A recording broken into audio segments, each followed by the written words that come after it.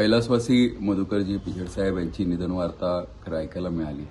ऐकल्यानंतर मनाला दुःख झालं, कारण एक आदिवासी नेताच नव्हे तर या नगर जिल्ह्याचंही एक नेतृत्व हरपलेलं आहे. आणि पिचड साहेबांचं हे आदिवासी समाजासाठी जेवढं योगदान आहे तेवढंच योगदान नगर जिल्ह्याच्या विकासामध्ये सुद्धा आहे.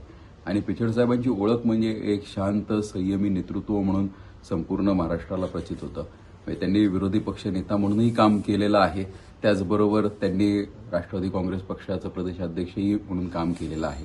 तर नक्कीच पिचड साहेबांच्या माध्यमातून पक्षाची जी जडणघडण आहे म्हणजे त्यांच्या माध्यमातून पक्षाच्या नेतृत्व कसं असावं हे मी जवळनं अनुभवलेलं आहे.